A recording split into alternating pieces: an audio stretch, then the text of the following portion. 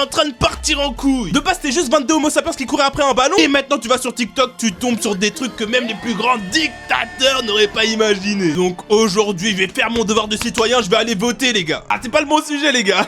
Je vais vous expliquer comment les IA TikTok et toutes ces conneries-là sont en train de détruire la communauté foot et notre magnifique sport. Et tout ça sous nos yeux, en plus. On va commencer en 2 lettres.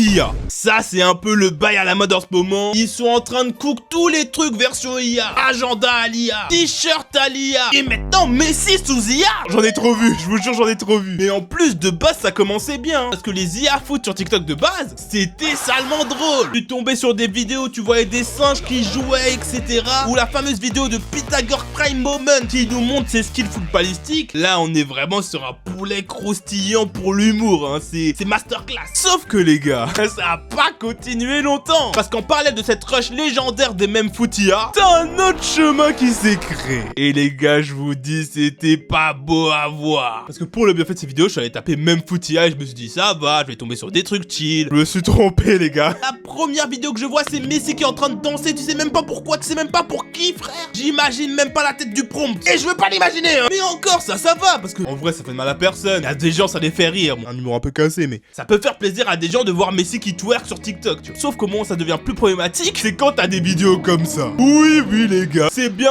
Jeffrey ramène-nous des glaçons qui est en train de jouer au foot. Je vais pas vous dire son vrai prénom pour éviter qu'il y a toute la CIA qui débarque chez moi. Mais vous voyez de qui je parle, hein. Et même avant ça, tu voyais des bails, des dictateurs, des gens qui ont fait des choses bien horribles qui font du foot. Il y a quand même un gars, il a remplacé Cristiano Ronaldo dans une vidéo par le H. Comment tu veux croire en l'humanité après ça, frère? Et pour moi, c'est même pas le plus grave avec l'IA. Parce que vous me direz, oui, c'est de l'humour noir.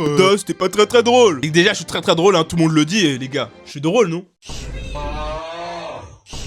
Bref, moi, le vrai truc qui me dérange avec les IA et le football, c'est les vidéos ultra dérangeantes. Je vais même pas vous les afficher parce que juste de les voir, ça me met mal. Avoir ça sur mon PC, c'est mort. Mais des bails, Messi qui embrasse Ronaldo, des trucs full brain hot. C'est littéralement des vidéos dérangeantes. Dérangeantes pour mon cerveau, frère. Et les gars, en voyant tout ça, je suis obligé de dire une phrase de gros boomer.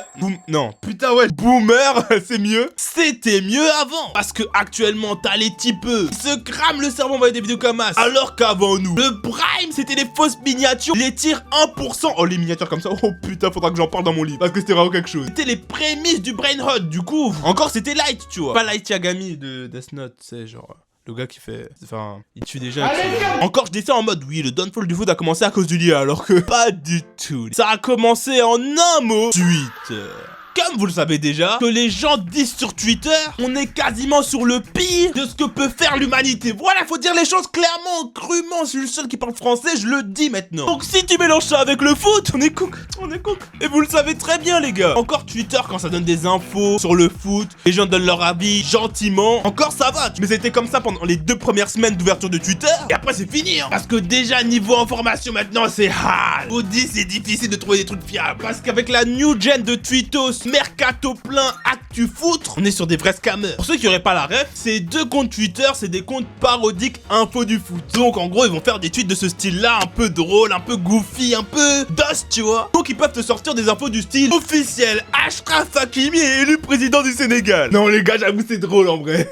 Mais rappelez-vous ce que je vous ai dit les gars, c'est des big scammers. Parce que quand t'as des infos du style, par exemple, hein, je prends au hasard, le Sénégal perd la CAN sur tapis vert, t'as oublié d'aller vérifier quel compte a tweeté ça. Et ça saoule. Voilà, faut dire les choses. Parce que quand j'ai vu cette info là les gars, moi je me suis dit ah, Mercato plein, ils pensent qu'ils vont nous avoir, hein. C'était pas eux. On fait comment maintenant? Et même du côté corporate de Twitter, les journalistes et tout, c'est la merde. Est-ce que vous connaissez Fabrizio Romano là, le gars là. Bon, pour ceux qui le connaissent pas, c'est un agent de joueur, un gars un peu influent dans le foot, et il a pas mal d'infos sur le mercato. Donc devinez ce qu'il fait avec ces infos. Réponse A, il les garde sous confidentialité secrète de la CIA. Pour éviter les emmerdes, il en parle à sa famille proche. Ou bien il fait des tweets toute la journée, here we go, pour spoiler tout le monde sur les transferts. Les gars, j'ai même pas envie de dire la réponse parce que ça m'énerve. Voilà. On peut se faire spoil des animés, des séries, des films, oui, mais des transferts de joueurs de foot, non les gars, c'est pas possible. Je vais me calmer les gars, mais pour ça il faut que vous vous abonniez à la chaîne, hein. Le gars qui fait sa pub même quand il s'énerve.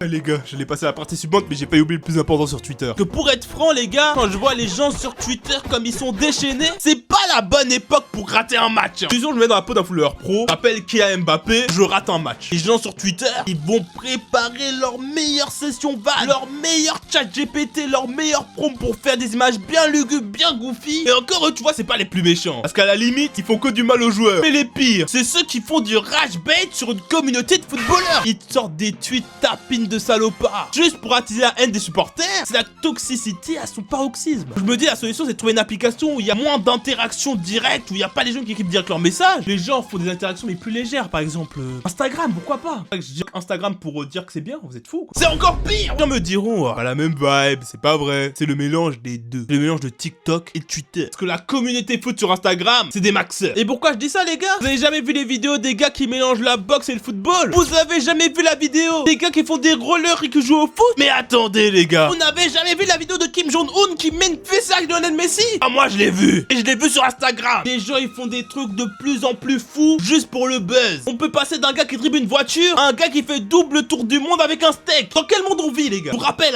22 homo sapiens qui courent après un ballon de base. Et maintenant, t'as des bougs qui se font des brésiliens avec une balle enflammée en mode c'est Accent Blaze. Moi, je pense que le porte-étendard de tout ça, les gars, c'est le gars Nikaboy. C'est qui Nikaboy? En fait, je sais pas comment il s'appelle, le gars. Mais c'est des bugs sur Instagram. Ça fait des 1v1 et tout, ça dribble son pote, le gars, il tombe, il fait une pause. Et après, ça met des sons d'effets de ouf. Bien goofy, bien dos. Oh, j'arrête, c'est bon, j'arrête la blague. Au début, je me suis dit, oh putain, ils ont filmé au bon moment, etc. Puis je vais sur le compte et je vois qu'en fait, c'est leur business de faire des vidéos comme ça. C'est comme ça qu'ils font de l'argent. Attends, quoi? Attendez, les gars, je vais vérifier un truc. Ouais les gars, c'est bien ce que je pensais, je vais changer mon contenu les gars. D'ailleurs s'ils voient ça, les gars, envoyez un petit DM, on fait des vidéos ensemble. S'il vous plaît les gars, on se branche. En fait, vous savez le problème avec tout ça, on perd l'authenticité du football. Parce que de base, un gars qui dribble et qui fait tomber son pote, c'est super drôle. En plus tu le mets sur les réseaux, tu fais croquer tout le monde, merci frérot. Mais quand tu commences à avoir des vidéos bien IA, bien brain hot, où c'est juste un gars qui tape un prompt, ça reste drôle mais ça perd un peu de son authenticité, tu vois. Il y a des vidéos, tu vois, c'est full amateur, tu vois que ça n'a pas été fait exprès. Moi ça me fait kiffer. Et quand je vois le gars il a abusé, je souffle. Et bref les gars, il y a des vidéos, tu sais pas en fait si c'est authentique ou pas. T'es un peu perplexe, t'es un peu en mode est-ce qu'il est en train de me baiser ou pas? La dernière fois j'ai vu une vidéo, ils ont commencé à mettre plein de drones, des bails comme as pour un match dans un vieux city. Moi j'ai trop kiffé, mais je me suis dit, est-ce qu'ils ont fait tout ça pour le buzz? C'est parce qu'ils se sont dit, ah ouais les gars, imaginez on fait ça, ça peut être grave gaulerie. Et moi je suis grave sensible à ça, je sais pas si c'est le cas aussi pour vous, mais l'authenticité c'est important. Bon, je pense qu'on a compris, j'ai dit au moins 20 fois. Mais... les gars, j'étais au montage, mais je devais préciser un truc. Je critique absolument pas les gens qui cherchent à faire du buzz et tout. Bah, même moi, je fais des vidéos pour que ça marche, pas pour que ça fasse de vues. Mais c'est juste que quand ton objectif, c'est que de marcher, qu'il n'y a pas d'objectif d'ailleurs de faire rire ou même un petit peu, tu vois, c'est un peu dommage, je trouve. Mais après, c'est le choix de tout le monde, je comprends complètement. Chacun a ses objectifs sur les réseaux. Mais voilà, je voulais quand même le préciser parce que c'était pas très clair, j'avais l'impression. Et même en vrai, j'ai critiqué par exemple les gars qui font du foot avec une balle en feu. Bon, c'est quand même des fous, faut quand même le dire. Mais peut-être que de base, c'était un délire entre potes. Ils se sont dit, ah, venez, on met ça sur Instagram. Et ça a continué comme ça, en vrai, grave stylé, tu vois. Le seul endroit où tu peux trouver cette authenticité sur internet, c'est sur Snapchat. Le Snapchat français, les gars. Le seul domaine où nous, les Français, on bat les US, c'est sur Snap. Ça vaut ce que ça vaut, Et au moins, je rigole plus que eux. Et vous voyez les bails d'authenticité, de trucs comme ça, c'est exactement ça dont je vous parle. Pourquoi le snap de l'arbitre qui fait le cagoulé, ça nous a fait rire? Parce qu'on s'est dit, putain, ça veut dire que ça s'est vraiment arrivé, quoi. Ou en tout cas, pourquoi moi, ça m'a fait rire? Je me dis, putain, y a que sur Snap et en France, tu vois des bails comme ça. Tu vois, le bail, il est filmé en 240p. C'était pas prévu. C'est le destin qui a voulu qu'on voit cette image, quoi. Et ça, on kiffe. C'est notre bonheur à nous, ça. Je pense le vrai cas d'école sur Snap de ça, c'est la lucarne d'Evry, les gars. Je connais pas vraiment l'histoire des gars là-bas, mais j'ai l'impression que de base, c'était juste des gars, ils faisaient des snaps comme ça. Ils jouaient devant un bat et ils ont voulu partager ça au monde. Maintenant, il faut des tours de France pour que tout le monde teste et tout. C'est ça qu'on kiffe. C'est pas des vidéos brain rot où c'est Messi qui danse. Le même de l'ancien.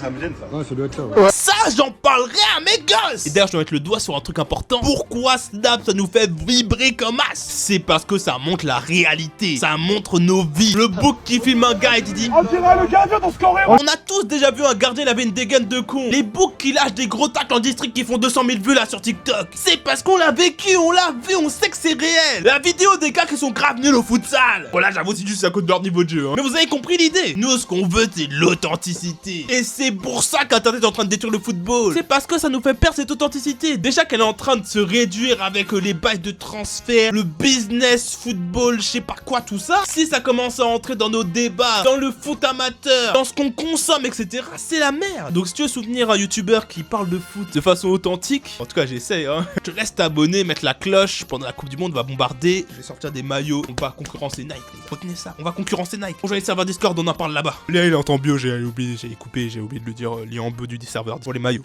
Ah, ça coupe.